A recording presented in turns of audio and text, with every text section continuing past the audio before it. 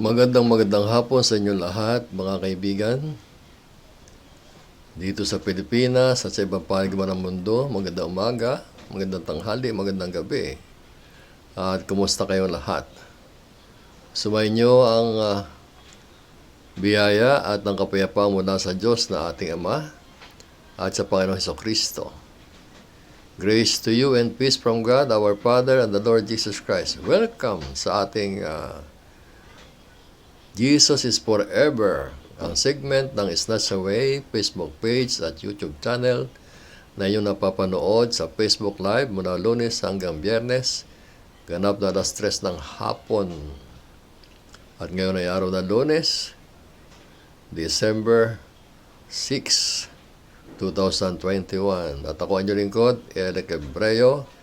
At ang topic na ating pag-uusapan ngayon, ang ating tatalakayan is Son of God. Yan. Anak ng Diyos. At bago natin talakayan ang bagay na to, ay inimbitahan ko kayo na patuloy nyo akong subaybayan dito sa ating Jesus is Forever mula Lunes hanggang Biyernes, 3:00 ng hapon. At sa ating segment naman ng The Last Hour tuwing Martes, 8:00 ng gabi. At ito tungkol naman ito sa mga signs of the end times na nakikita natin ngayon ng mga palatandaan ng muling pagbabalik ni Jesus Christ sa Israel. At siyempre, mauuna ang snatch away o ang rapture of the church bago ang 7-year tribulation period. And at the end of the 7 tribulation period, Jesus will come again with His church to save Israel, because tribulation is for the salvation of Israel. At tuwing Webes naman ang ating study on the prophetic book, at tayo nasa sa Book of Revelation, nasa chapter 12 tayo sa Webes, 8:00 rin ng gabi. At ito namang pinapag-aralan natin ay prophetic book, kung ano ang mangyayari sa hinaharap. Hindi pa nangyayari, mga kaibigan, ang ating pinapag-aralan sa Revelation. Sapagkat ang Revelation is the consummation of all prophecy. At nakita natin mga kaganapan na signs of the end times, yung prophecy and the Old Testament. At yung prophecy ni Jesus Christ. Jesus Christ is the last prophet. Jesus Christ is the last prophet of the Old Testament. Okay? At pagka Sabat, Linggo, ayan, ang ating study on the Epistle, Bible Expositive Teaching. Ito naman doctrinal and instructional. Okay, at tayo ay dadako sa ating pag-aaral sa ating topic ngayon na Son of God, which means equal to God. At makikita natin ngayon, at makikita ko sa inyo that Jesus Christ is equal to God. Okay, let's have a short prayer. Our Father, who art in heaven, the God of Abraham, Isaac and Jacob and Israel, Elohim, our Creator God, thank you so much for Jesus Christ that you sent for our salvation. Thank you very much, thank you, Lord Jesus Christ, because you obeyed the command of God, and you voluntarily give yourself into the cross to die for our sin, for our salvation from the punishment of hell. And thank you so much that the Holy Spirit you have sent to us to be our teacher and comforter. And Father, we pray that you give us the anointing of the Holy Spirit for us to understand our study today. In Jesus' name, Amen.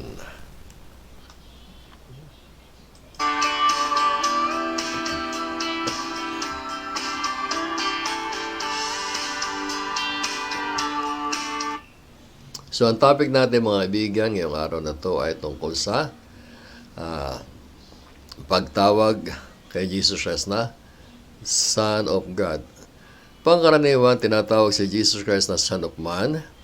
At tinapag-aralan natin ng nakaraang Biyernes that it was a prophecy of Daniel that the Son of Man will come. Pag sinabing Son of Man, He is coming as the Messiah. Na wala rin iba kundi si Jesus Christ. At tinapag-aralan natin, mga kaibigan, ang pagkakaiba ng mga terminology tulad ng Jesus, yun ang kanyang pangalan. Ang ibig sabihin, He is the Savior. At ang ibig sabihin ng kanyang pangalan ay God is salvation. At siya naman tinatawag na Son of Man because that is His mission. He is the Messiah, a mediator, an advocate between God and man. Sapagat walang makapupunta sa Ama kundi sa pamamagitan na niya. Sinabi niya, I am the way, the truth, and the life, but no one can come to the Father but by me. Yan ang mission ni Jesus Christ. He was a mediator, the Messiah. Ngayon, ang tatalakayan naman natin ay Son of God. Ang ibig sabihin ng Son of God, ito ba ay title din? Yes, this is a title, but yan ang title ni Jesus Christ, is Son of God. Title din ni Jesus Christ doon, yung kanyang napag-aralan natin yung Lord. Ang ibig sabihin ng Lord, He is our boss. Yan. And that is the title. At ngayon, papakita ko sa inyo mga kaibigan na ilang mga verses tungkol sa pagsasabi na si Jesus Christ is Son of God. Okay, titingnan natin from the beginning, no? Kung saan siya tinawag na Son of God. Una, nang siya ipaglihi, nang siya bago ipanganak. Sa Luke chapter 1, verse 35, okay, an angel answered and said to her, kasi nagtanong si Mary, manganganak ako, isang birhen. Imposible yata yun. The Holy Spirit will come upon you, and the power of the highest will overshadow you. Therefore, also, the Holy One who is to be born will be called the Son of God.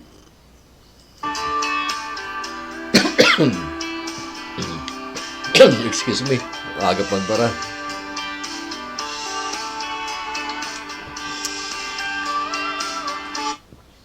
Gayon din, yun ay sa Gospel of Luke. Sa Gospel of Matthew naman, sa chapter 1, ito yung the birth ni Jesus Christ, pareho din, ang anghel din ang sabi sa kanya, dahil dito naman gustong hiwalay ni Joseph si Mary kasi nalamang buntis, nagdilihi. And then the angel said to her, sabi sa and she will bring forth a son, and you shall call his name Jesus, for he will save his people from their sins. So, parehong pangyayari, pero magkaiba ang terminology. Parehong sa pagbubuntis, ang sinabi ipapanganak ni Mary sa Gospel of Luke na ang isang bata na Holy One to be born, to be called Son of God. Kay Mary naman, sabi naman kay Mary, sabi naman ng Gospel of Matthew, ito yung sabi naman ng Matthew, His name is Jesus. Ayan. And he shall bring forth a son, you shall call his name Jesus, for he will save his people. Ngayon, nung mag-umpisa naman si Jesus Christ na mag-ministry, at the age of 30, nagpabaptize siya. And then, at pagkatapos, nung si John the Baptist ay mabilanggo, nag-start siya ng ministry. Tungkol naman sa ministry ni Jesus Christ, being a servant, ito naman si Mark ang sumulat ito, that Jesus is a servant. Yung kasi sa Gospel of Matthew, Jesus is king. Gospel of Mark, his servant. Gospel of Gospel of Luke, he is man. And Gospel of Matthew, John, he is God. Yung apat na mukha ni Jesus Christ. So, dito naman sa Gospel of Mark, verse 1. Chapter 1, verse 1. The beginning of the Gospel about Jesus Christ, the Son of God. Ayun ang title niya. Sabi niya, the Son of God. Okay. Tapos sa chapter 3, verse 11, ito naglilingkod na si Jesus Christ. He's doing his ministry. Nagpapagaling, nagangaral, at siyempre araw-araw nasa lansangan siya. At siya nangangaral ng kahayaan ng Diyos. Ay may nasa salubong, meron siya nakakatagpo na iba't ibang tao at mga iba't ibang maraming tao at mga inaalihan ng masamang espiritu. Sa chapter 3, verse 11, nakatagpo dito ni Jesus Christ ang evil spirit. Okay. Whenever the evil spirit saw him, they fell down before him and cried out, "You are the Son of God." Yan, nasabi ng mga evil spirit. Isipin nyo, yung evil spirit, kilala si Jesus Christ na Son of God. Mamaya ating bibigyan ng konting pagpapaliwanag ito. Ipapakita ko lang sa iyo kung saan mga verses na ipinakita sa mga versikulo na si Jesus Christ ay Son of God. Sa Luke chapter 4, verse 41 naman, natagpuan naman dito ni Jesus Christ, and the demons also came out many, crying out and saying, "You are the Christ, the Son of God." Yan.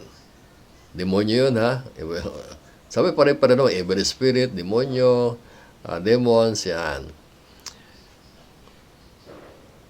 At tapos, na si Jesus Christ naman na-crucify, yung centurion nagbabantay nung si Jesus Christ ay nasa cross. At nung si Jesus Christ ay nabayubay na sa cross at nang siya mamatay sa cross, ay nasabi ng centurion, and when the centurion who stood there in front of Jesus heard, he cried and saw how he died.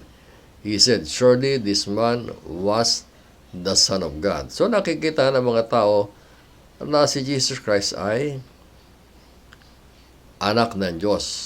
At sabi ko nga kanina sa umpisa, kapag sinabing anak ng Diyos, siya ay, that means equal with God. At dito, makita natin sa Gospel of John, ito papakita ko sa inyo, ang mga tagpo kung sa si Jesus Christ na may gustong patayin dahil siya ay, sinabi siya anak ng Diyos. Meron dito pinagaling si Jesus Christ, no? The man went away and told the Jews that it was Jesus who had made him well. Ito yung pinagaling Jesus Christ. At kasi nag-iimbestiga yung mga Hudyo eh. Tinatanong sino si Jesus Christ. So because Jesus was doing these things on the Sabbath, the Jew persecuted him. Madalas si Jesus Christ kasi, ginagawa niya, nagpapagaling sa on Sabbath to rebuke the religious people, the Pharisees. Kasi sila na masyado silang religyoso. And Jesus Christ ay he rebuked religion. Because religion is not from God. At ang number one persecutor ni Jesus Christ, mga religion, mga Pharisees and Sadducees, he openly rebuked them. Nagbagaling siya sa araw ng Sabat. Jesus said to them, "My Father is always at work to this very day, and I too am working." For this reason, the Jews tried all the harder to kill him. Not only he was breaking the Sabbath, but he was even calling God his own Father, making himself equal to God. Alam niyo kasi, sa Jew, kapag sinabi mong ikaw ay anak ng Diyos, Diyos ka rin. Yun ang kanilang grammar, at yung kanilang kultura. Kapag ikaw ay anak ng hari-hari ka din. Kaya pag-aaralan din natin, bukas siguro, Jesus is the Son of David. Naman natin. Ipapakita ko sa inyo kung talaga sino si Jesus Christ. Ganito ginagawa natin pag-aaral. Kinikilala natin si Jesus Christ kasi we should know Him. Mahirap kasing sumamba, mahirap sumunod sa hindi natin kilala.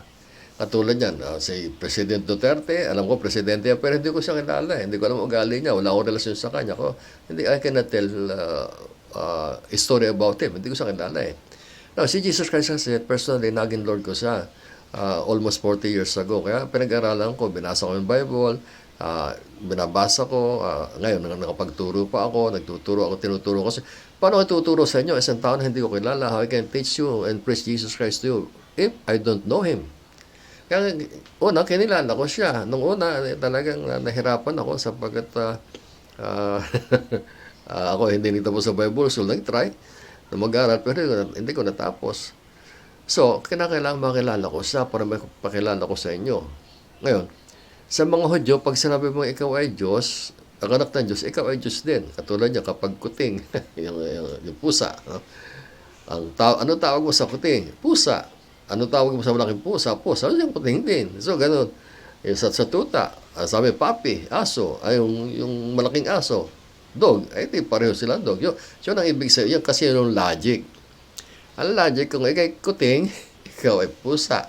Kung ikay papi, ikaw ay aso.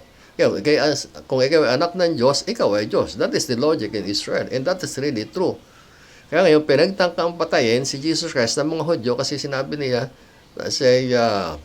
hindi lang yung pag-break niya ng Sabbath, sinabi pa niyang, ako ay anak ng Diyos. Ang Diyos ka rin. Kaya galit na galit. Dito sa John chapter 30 naman, sinabi ni Jesus, I am the good shepherd. I know my sheep and my sheep know me. And sinabi niya sa buong chapter ng 10 ng John, basahin niyo yun. Para makita nyo naman, saliksikan nyo mga sarili, magsaliksik kayo. Nasusulat din sa Acts chapter 17 na hindi agad naniwala ang mga Berean kay Paul tungkol sa kanyang sinasabi, tungkol sa Diyos at kay Jesus Christ, hanggang hindi na na-search yung scripture. Kaya kailangan nyo rin mag-search. Kayong nanonood sa akin, may nanonood sa akin na ilan, mag-research kayo, basahin nyo sa Bible, especially when I'm teaching prophecy. Kasi maraming false prophet ngayon at ako naman hindi prophet. So sinabi ni Jesus Christ, sarap ng mga audio, I and the Father are one. Ayan, sinabi ni Jesus Christ yun. Alam ni Jesus Christ, pagka sinangaral na siya ay anak ng Diyos, He will be persecuted. Kasi nga, yun ang logic sa Israel. Kung halimbawa, kung ikay kitin, pusa ka. At sinabi, ako ay anak ng Diyos, Diyos din. Kaya anong nangyari? Gusto siyang patayin kasi nga, He make Himself equal to God. At ito sa verse 34. Yan. Marami kasing pangyayari na hindi ko naman na may ilalahad sa inyo. Binibigyan lang sa mga portion, mga scripture na nagsasabi kung sino si Jesus Christ. Hindi magpapatunay sapagkat si Jesus Christ hindi na kailangang patunayan. No? Kundi yung mga scripture na nagsasabi kung sino siya. Kasi meron tayong mga study kung minsan, gumagawa tayo ng topic, patapos kinukuha natin yung scripture to prove yung ating premise. I'm not proving anything here. Ang ipinapakita ko lang sa iyo kung anong sinasabi ng scripture. Kasi akong magturo ay exegesis. Kung anong sinasabi ng scripture, ang sinasabi ko. So, I'm not apologetic. Although, ang topic ka lang study, kasi ang aking nakasanay pagtuturo is inductive through the Bible. Yung ang pagtuturo ng Revelation, inductive yun. Saka yung pagtuturo ko ng Romans, that is inductive method. Pero ito inductive din, although this is topical. Pinapatunayan ko sa inyo na si Jesus Christ ay anak ng Diyos, kaya siya ay Diyos din. So yan ang sinasabi ng scripture. Hindi ko pinapatunayan sa inyo. Yung scripture nagsasabi ko sino siya. So ito yung tagpo. Sa verse 34, Jesus answered them, It is not written in your law, I said, you are gods. If He called them gods to whom the word of God came, and the scripture cannot be broken, do you say of Him whom the Father sanctified and sent to the world, you are blaspheming because I said, I am the Son of God? Yun mga ibigan, ang dahilan kung bakit si Jesus Christ ay napako sa krus. Yan. Ayaw nila na magkaroon ng ibang Diyos sapagkat hindi tinanggap ng Israel si Jesus Christ na Diyos o Messiah. No, si Jesus Christ ay gumagawa ng maraming himala bago sa tagpong ito, malapit na siyang magtapos ng kanyang ministry at malapit na siya sa crucifixion niya. Di ba, maraming himala. Nagpagaling, naggawa ng tinapay, kung ano pa. Marami humahanga sa kanya. Pero sabihin niya sa kanyang pagtuturo, sabi niya, kapag hindi nyo kinain ng aking laman at ininom ang aking dugo, you cannot be my disciple. Yun, doon na nagkagulo. This is a hard teaching. Sabi na, sino to? Yan. So sa mga pangyayari yon, may mga pangyayari, pumasok na siya sa Jerusalem at maraming mga tagpo na nakakabangga niya. Talagang binabangga siya ng mga Pariseo, ng Sadduceo. Kaya sinabi ni Jesus Christ ang ganito. Yan. Kaya, yung mga nakakakita, nagsasabi kung sino siya. Dito, sa unahan pa lang na ating pag-umpisa, sabi ng demonyo, sabi ng evil spirit, you are the Son of God. O, kita nyo na yung mga demonyo, yung mga masamang espiritu, naniniwala na si Jesus Christ ay Son of God, anak ng Diyos. Ganun din si James. So, naniniwala ang mga evil spirit na si Jesus Christ ay Diyos. Kaya nga lamang hindi nila sinusunod si Jesus Christ sapagkat hindi sila susunod. Kilala lamang nila at hindi naman susunod sila sapagkat sila ay evil na. Alam nyo kasi na magkasala ang angel, magkasala. Nung mag-rebelde si Satanas, sumama sa kanya ang 1/3 ng angel.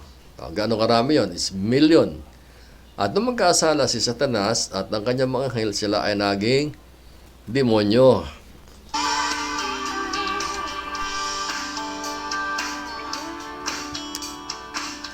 Hindi katulad ng tao. Sapagkat nung magkasala nga si Adan at si Eva, anong ginawa ng Diyos? Inihula kagad ng Diyos, nagpahayag agad. Hindi pa rin nagpahayag ang Diyos ang Diyos hindi manghula. Kasi yung mga terminology ko, pasensya na kayo. Hirap na hirap ako ako'y Pilipino, Tagalog na Tagalog, nahirapan na mag-Tagalog. Sa pagtuturo, hindi ako hirap magturo. So, God prophesied immediately that a son will be coming to save the lost. Yan.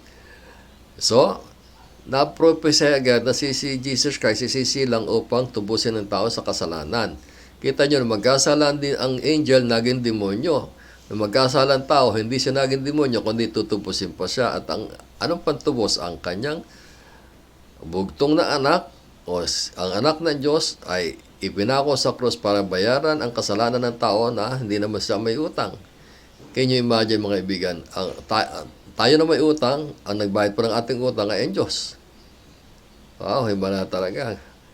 Napakalaking, kung isipin natin, halimbawa ikaw, may utang sa iyong kapitbahay mo, ay hindi makabayad, ay sabi, sige, wag ka nang magbayad, ako magbabayad ng utang mo. Talagang hirap po na bayad, ano? May utang na, tapos babayaran mo yung utang mo. Siya pa magbabayad. Ang tao nagkasala, tapos ang Diyos pa ay binayad sa ating kasalanan yung kanyang anak. Tapos hindi pa natin paniwalaan. Yung demonyo naniniwala na si Jesus Christ ay Son of God. So, ngayon marami tao hindi naniniwala na si Jesus Christ ay Son of God. Ang ibig sabihin kasi ng Son of God ay Diyos.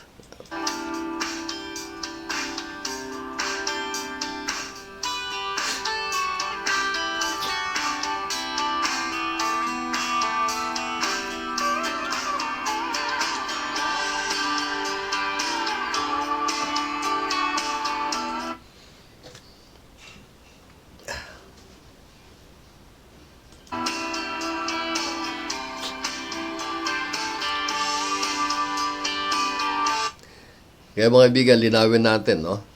Pag sinabing Son of Man, si Jesus Christ is the Messiah, mediator and our advocate, tagapamagitan, tagapagligtas, tagapagtanggol. Kung tayo nagkakasala, si Jesus Christ ang nagtatanggol. Tagapagtanggol natin si Jesus Christ. Kung tayo naman ay kailangan magbayad ng kasalanan, binabayadan ng Jesus Christ ang kasalanan natin sa sinasabi ng Diyos, Jesus Christ sa Diyos, nabayad ng kasalanan niyan, binayadan ko na yan. So siya mediator, is our Messiah. Pag sinabi Son of God, Jesus Christ is God. Yan.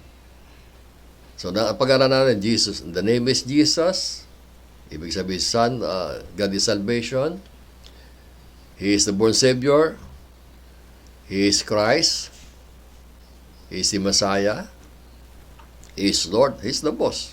Yan, pag sinabi ng Son of Man, it was prophesied by Daniel na darating ang Son of Man upang, yun, pareho din Messiah. You know, this is Son of God, is God.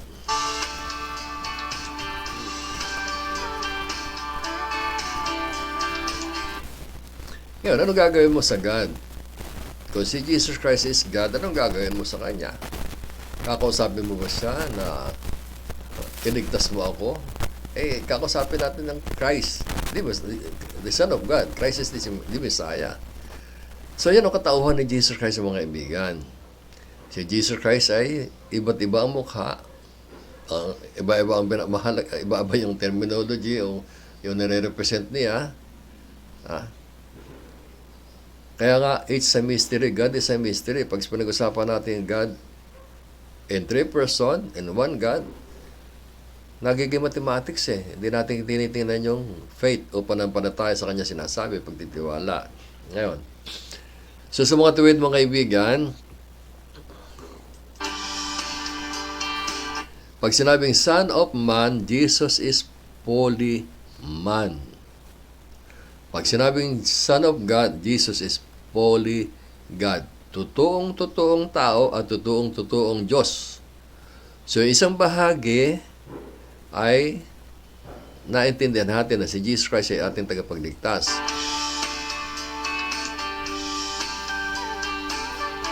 So, tingnan mo natin dito, anong bahagi ni Jesus Christ? Anong gagawin natin kung si Jesus Christ nga ay anak ng Diyos? Ibig sabihin siya ay anak ng Diyos. Balikan natin yung ating, tingnan mo natin kung anong sinasabi ng Scripture.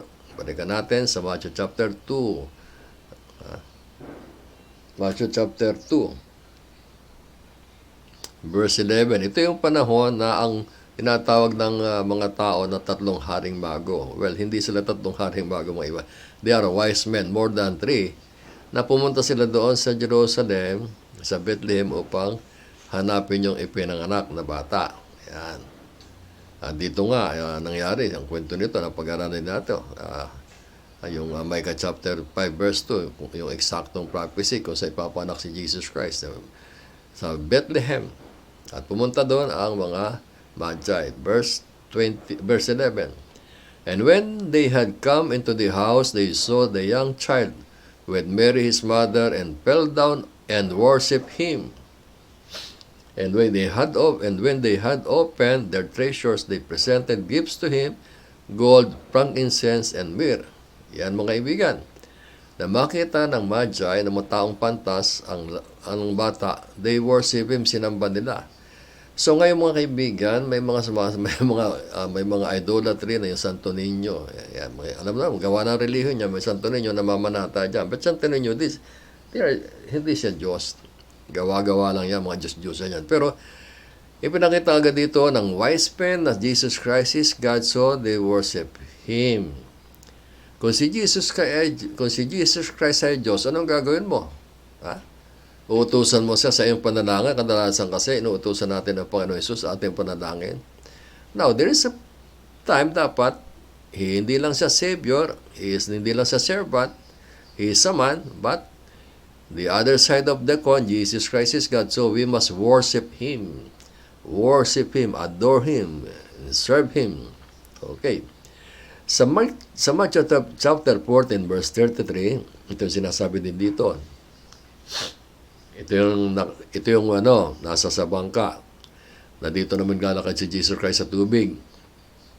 Then those who were in the boat came and worshiped Him, saying, Truly, you are the Son of God.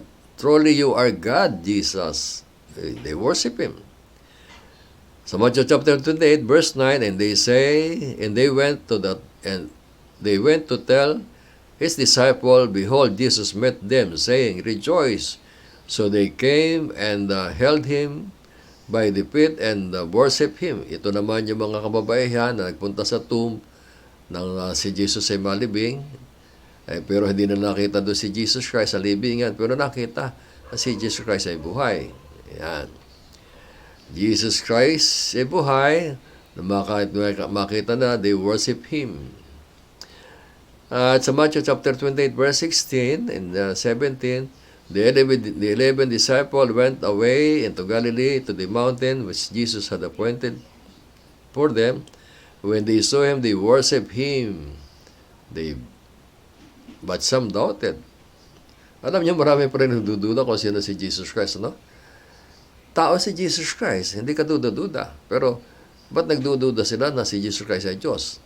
Saan ba siya pumunta ng mabuhay na maguli? Di ba? Maliwanag sinasabi na pag-aralan natin sa Jesus Christ is the Son of Man, that Jesus Christ, sinabi ni Jesus Christ doon kay Pilato, sa mga Pariseo, na oo, tama sinasabi nyo, na isang araw makikita nyo ako nasa kanan ng Ama. At si Stephen, siya mapatayin. Sa bato ni Pablo, nakita niya, the heaven was open, at nakita si Jesus Christ is sitting at the right hand of God. Where is Jesus Christ today, mga ibigan? He is seated at the right hand of God. Sa John chapter 9, verse 35, ito rin, ito naman yung pinanggaling, Jesus Christ yung bata, na inaatake na naman siya ng mga Pariseo. Ang tanong, sino ba nagkasala? Yung bata o yung ama? Ayan. At tapos nang makulit yung mga Pariseo, sabi ni Jesus ng mga bata, ano ba? Gusto niyo ba makita rin si ang nagpagaling sa akin? Sabi ng Pariseo, hindi kami disipulo noon, ikaw lang. Akatawa na inaiwasan nila si Jesus Christ talaga, no? Ayaw nila tanggapin Diyos.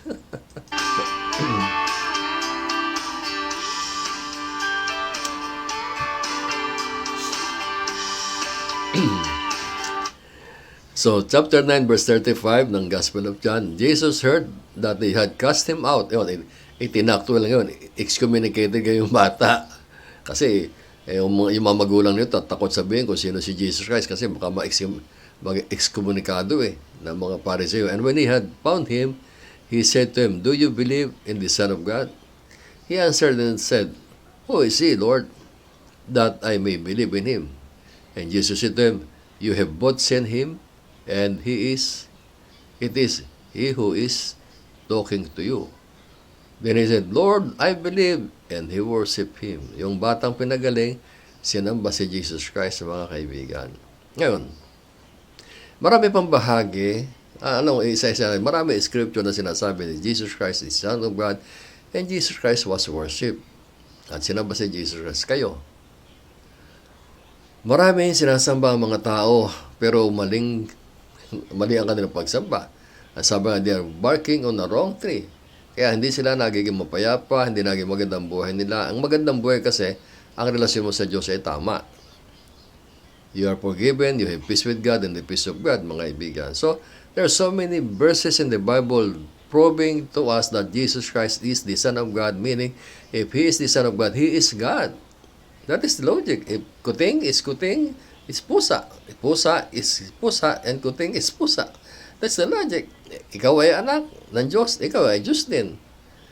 Yan ay hindi matanggap ng marami, lalo sa mga religious cult. Pag sinabi ka, mga kaibigan, na yung religious na cult, hindi culto yun. Iba yung culto, iba yung occultism. Pag sinabing cult, mga relihiyon na hindi naniniwala na si Jesus Christ ay Diyos, tao lamang sa kanila.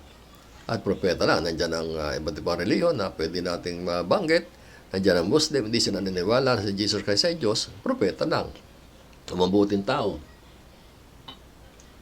Nandiyan ang Iglesia ni Cristo, nandiyan ang Jehovah, nandiyan ang Mor, marami pa ng relihiyon na talagang kontra sa pagiging Diyos ni Jesus Christ. Ngayon,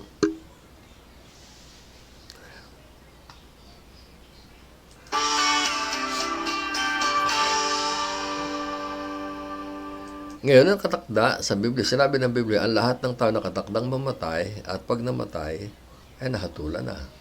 Kaya lahat tayo harap sa Diyos. Sa pagdating sa langit, anong gagawin mo? Ha? Kung ikay pupunta sa langit, anong ginagawa sa langit? Pagsamba sa Diyos. Nandun si Jesus Christ sa trono. Katabi ng Diyos sa kanyang trono, sinasamba siya.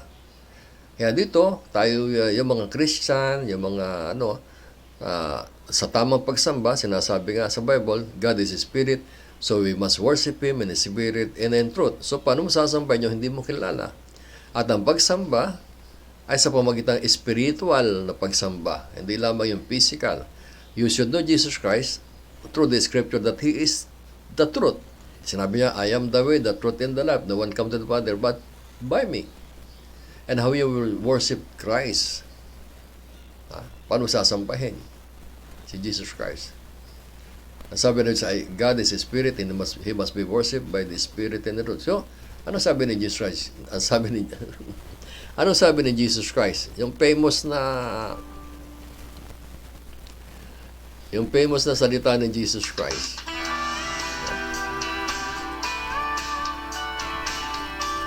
Na lagi nakapapakinggan nyo ngayon. You must be born again. Katulad, I am born again.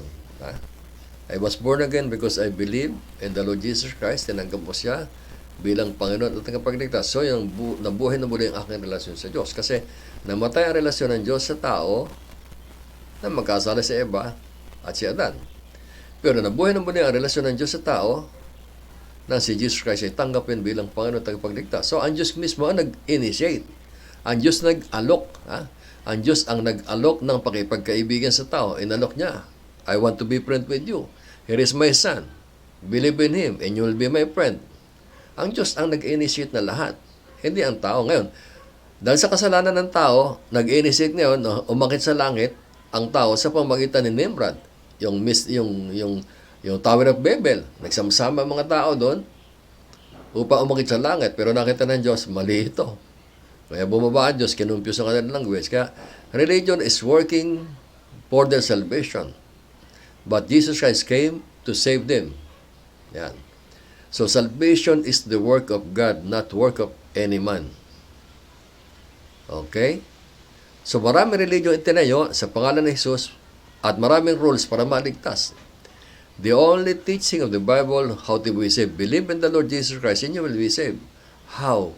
By repentance, changing of your mind. Katulad ko, I changed my mind about Jesus Christ kasi akala ko si Jesus Christ ay isa lamang sa mga Diyos-Diyusan na aking paswerte sa buhay. Sapagkat merong Nazareno, merong St. Jude, tumiwebe sa tabi ng Malacanang bago ako magpalap ng transaction sa budget commission. Kasi katabi ng Malacanang yon, ng yung St. Jude, tabi-tabi San Beda, yung eskwelahan doon, CEU.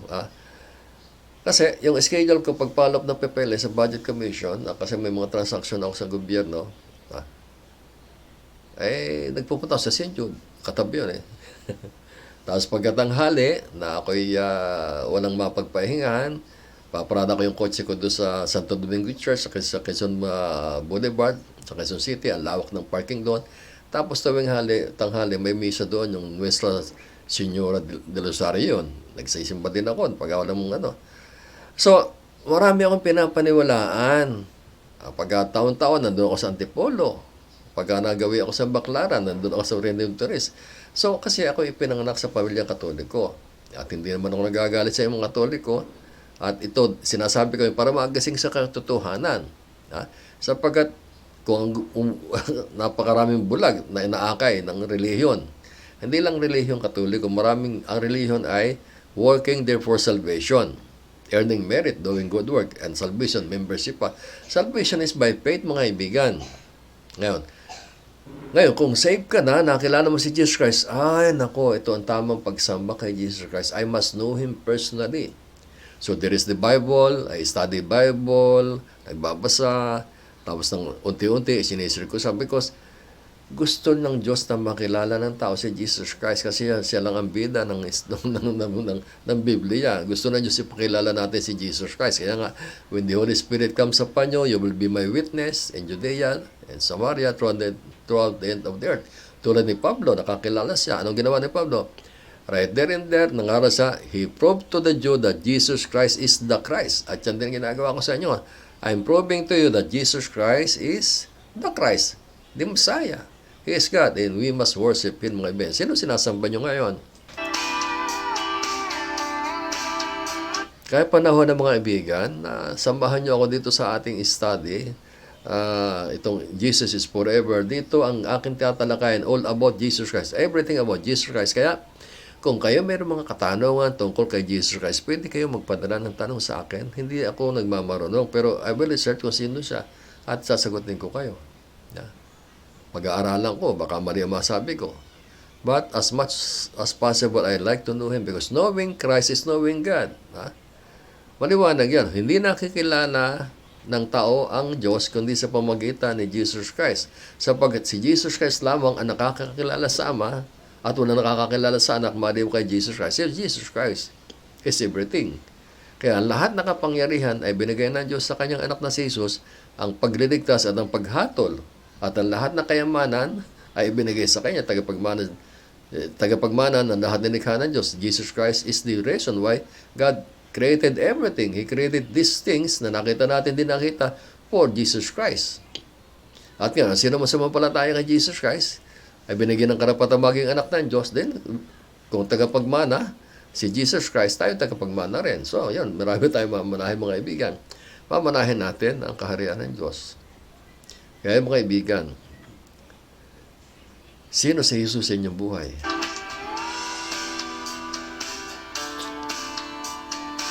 Yan ang tanong na kayo lang makasasagot. Sino si Jesus sa buhay mo?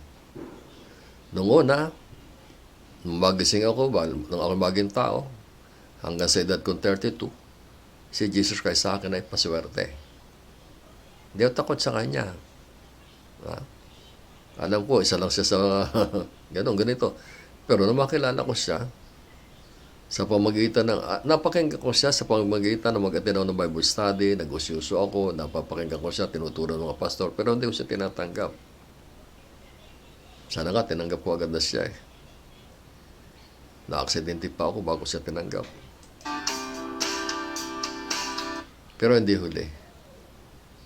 Hindi pa huli. At ngayon, almost 40 years, 1982 na I was born again. Ngayon 2021,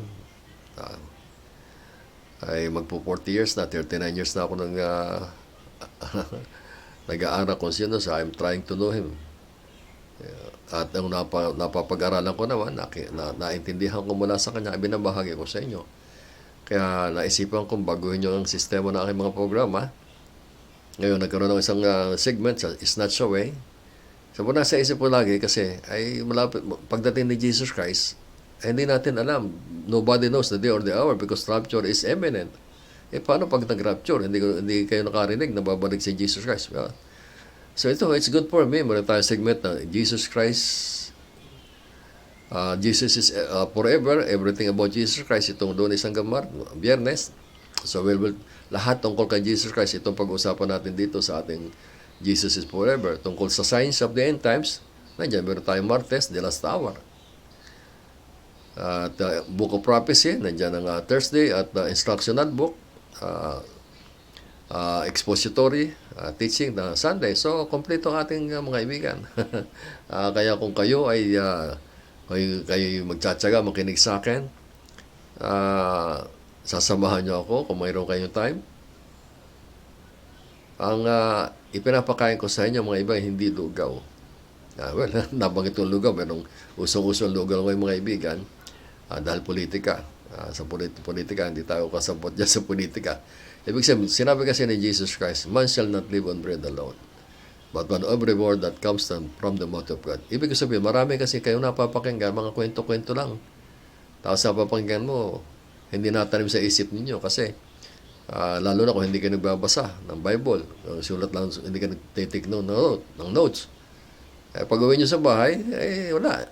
Samantalang, kung sasamahan nyo ako with your Bible, at saka mapapagano sa atin, sa akin, ay lalalim ang ating pagkakilala kay Jesus Christ. At yan mahalaga. Gaano ba kakilala si Jesus Christ? Kilala mo ba talaga siya? Do you know God? Alam mo ba? Kilala mo ba ang Diyos? Imposible na makilala mo ang Diyos apart from Jesus Christ because Jesus Christ is the exact representation of God. Tingnan ko nga sa Hebrews chapter 1 verse 3. Dito tayo magtapos. Ito medyo nahihilo na. May bigay na. He is the radiance of the glory of God in the exact imprint of His nature.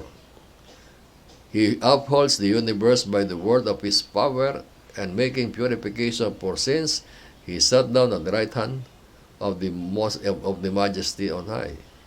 Jesus Christ, the exact representation of God. Because He is God. And God is God. So, sabi,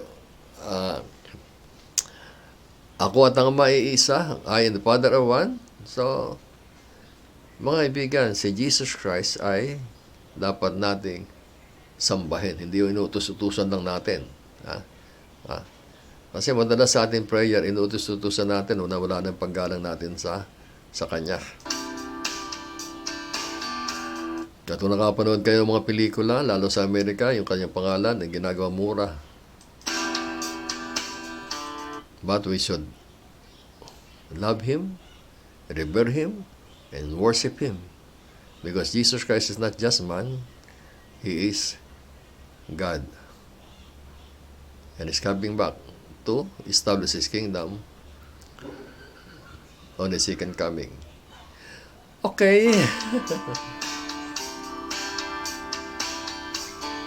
Maraming salamat mga kaibigan sa inyong panonood ng ating segment ngayon ng Jesus is Forever, and tomorrow we will be back at the same time. Ako ang inyong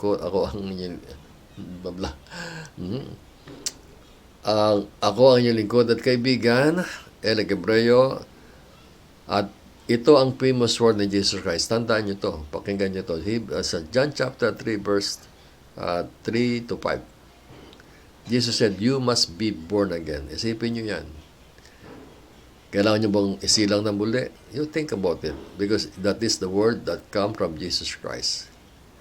Hindi yung mga, kasi akala na lahat pag sumama doon sa born again Christian na church, born again na sila. No.